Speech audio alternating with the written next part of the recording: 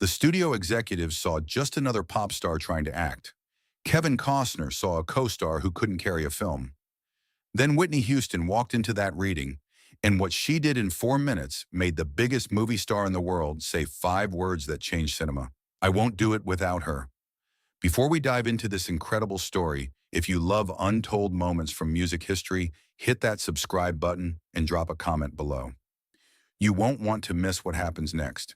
It was March 1991, and the conference room at Warner Brothers Studios felt more like a courtroom than a creative space.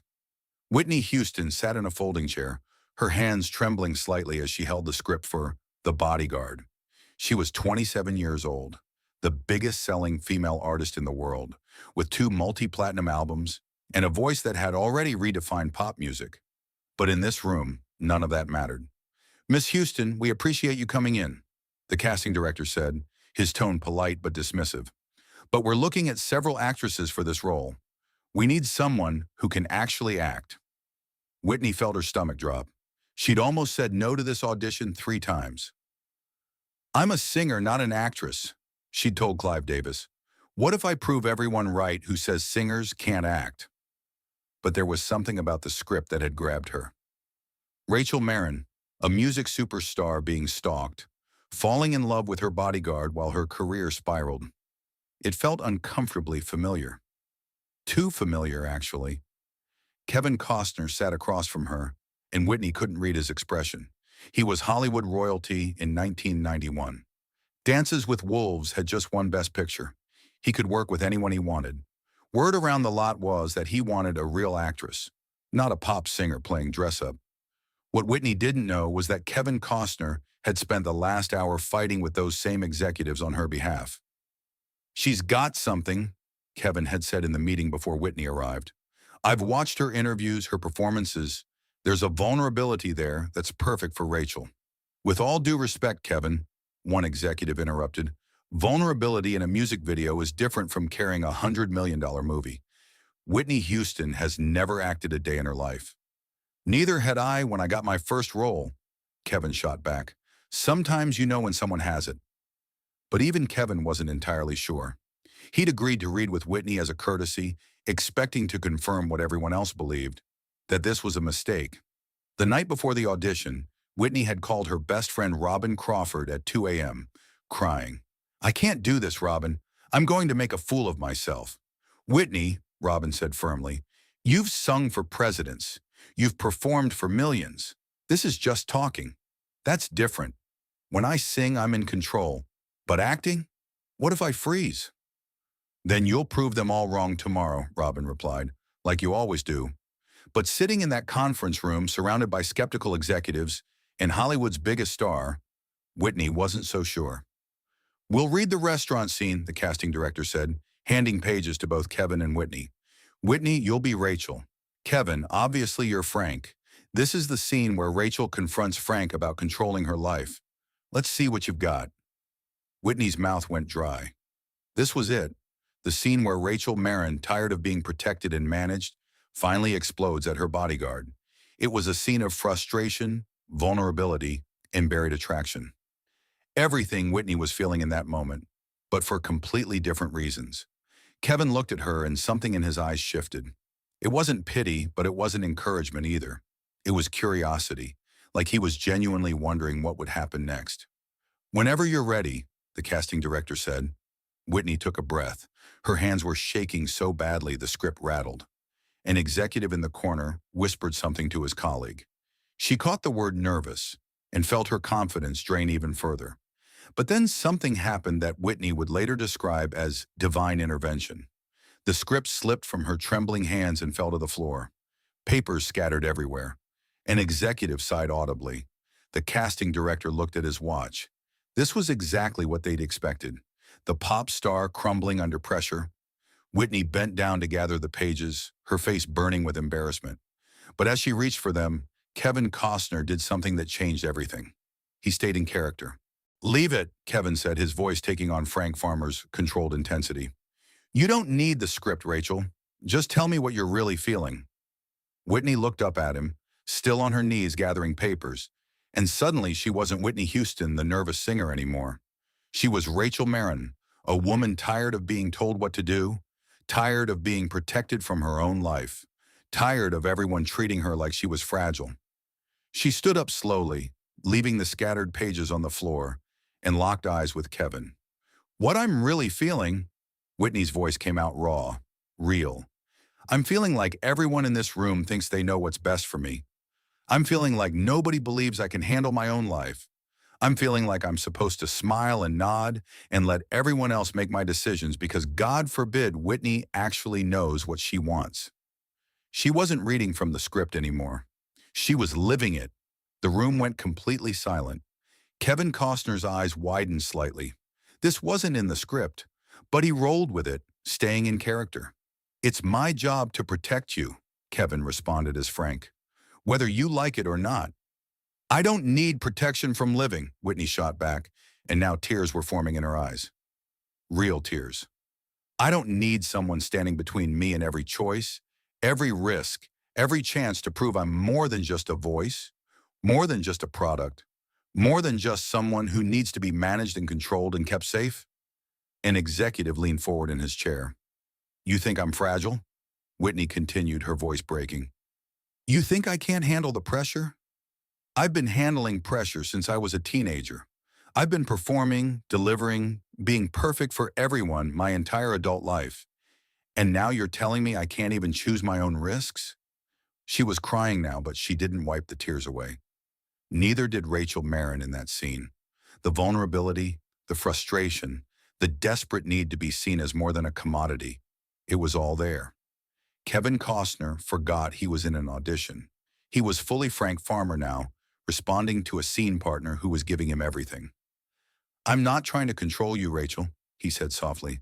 I'm trying to keep you alive. Maybe I don't want to just survive, Whitney's voice cracked. Maybe I want to actually live, even if it's dangerous, even if it's messy, even if everyone thinks I'm making a mistake. Maybe I'm tired of being perfect. Maybe I want to be real. The silence that followed was profound. Whitney stood there, tears streaming down her face, breathing hard, completely exposed. She'd forgotten about the executives, forgotten about the audition, forgotten about Michelle Pfeiffer and Meg Ryan, and everyone else who was more qualified for this role. She'd just been honest, and honesty, it turned out, was the best acting of all. Kevin Costner stared at her for a long moment. Then he did something that shocked everyone in the room. He started clapping. Not polite applause, real, enthusiastic clapping. That, Kevin said, looking directly at the executives, is your Rachel Marin. I don't care who else you're considering. I don't care if she's never acted before. What we just saw was real, and real is what this movie needs. With all due respect, Kevin, one executive interrupted, one good improv doesn't mean she can carry a $100 million movie. She's never acted before. He turned to Whitney, who was still standing there, wiping her eyes, looking stunned. You know what it's like to have everyone watching you, judging you, expecting you to be perfect, Kevin said to her. You know what it's like to have your every move controlled and managed. You know what it's like to want to break free but be terrified of what that means. That's Rachel Marin, and nobody can play her like you just did. The casting director looked at his notes, then at Whitney, then at Kevin. We still have other actresses to see. See them, Kevin said simply, but I'm telling you right now, I won't do this movie without her. And if you want to recast Frank Farmer, that's your choice. But Whitney Houston is Rachel Marin. The room erupted in hushed arguments, executives conferring in corners, the casting director making phone calls. But Whitney barely heard any of it. Kevin walked over to her. You okay? He asked quietly. I don't know what just happened, Whitney admitted. I wasn't even reading the script. I know, Kevin smiled. That's why it was perfect. You stopped trying to act and just started being. That's the secret nobody tells you about this business. The best acting isn't acting at all. Whitney left that audition room in a daze. She sat in her car in the Warner Brothers parking lot, replaying every moment. Had she been too emotional? Too raw? She called Robin from the car phone. I think I blew it. I got emotional and forgot the script. What do you mean you forgot the script? I dropped it, and Kevin stayed in character, and I just reacted.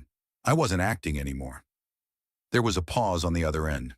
Then Robin said something Whitney would never forget. Maybe that's exactly what they needed to see. 3 days later, Whitney got the call. The role was hers. But what she didn't know was the battle that had raged behind the scenes. The executives had fought hard against Kevin's ultimatum. Michelle Pfeiffer came in and gave a technically perfect reading. Meg Ryan was charming and vulnerable, but Kevin wouldn't budge. "You want to know the difference?" Kevin told the head of production in a heated meeting. "Those actresses acted the scene. Whitney lived it. There's a moment in her audition where you can see her stop performing and start surviving. That's what this character needs. Rachel Marin isn't performing her life. She's trying to survive it with dignity. But the risk, Kevin, the risk is making a safe movie that nobody remembers," Kevin interrupted. "I'd rather take a chance on something real than guarantee something forgettable." "I've seen what Whitney can do," he told the studio head. "And more importantly, I've seen who she is. Rachel Marin isn't just a character in a script. She's every talented woman who's been told she's not enough, not right, not qualified. Whitney's lived that. When she speaks Rachel's words, she's speaking her truth. That's the movie we need to make." The studio head sighed. "Kevin, this is a massive risk. If she can't deliver, she'll deliver," Kevin said with absolute certainty. "But more than that, we'll create something that actually matters. This isn't just a thriller about a stalker. It's about a woman finding her voice, her strength, her ability to choose her own path. And Whitney Houston is that woman." The studio head looked at the test footage from all the actresses. Michelle Pfeiffer, technically flawless. Meg Ryan, endearingly vulnerable. Whitney Houston, raw, real, utterly compelling. "If this works," the studio head said, "it'll be because you saw something nobody else did." "I saw someone being themselves," Kevin replied, "and sometimes that's the most powerful performance of all." When filming began months later, Whitney was terrified all over again. The first day on set, she called her mother Sissy. "Mom, I don't know if I can do this. Everyone here is a professional actor. I'm just faking it." Sissy Houston, who'd been performing since Whitney was born, laughed. "Baby, you think all those actors aren't faking it? That's literally their job. The only difference is you're faking it while being yourself. And that's not faking at all." "That doesn't make sense, Mama." "It will," Sissy said. "When you stop trying to be an actress and just be Whitney playing Rachel, it'll make perfect sense." And she was right. But there was a moment, 3 weeks into filming, when Whitney almost walked away. They were shooting the scene where Rachel performs at the Academy Awards. After the 5th take, Whitney ran to her trailer and locked the door. Kevin found her there an hour later, hyperventilating. "I can't do this," she told him through tears. "Everyone was right. I should stick to singing." Kevin sat down next to her. "You know what I see when I watch you work? Someone so afraid of failing that she's forgotten she's already succeeding. Every emotion is real. That's not fraud, Whitney. That's bravery." "But I don't know what I'm doing." "Neither does anyone," Kevin said gently. "We're all just making it up as we go along. The only difference is some people are better at pretending they know. You're not pretending, and that's your superpower." Whitney took a shaky breath. "What if I can't get it right?" "Then we'll do it again," Kevin smiled.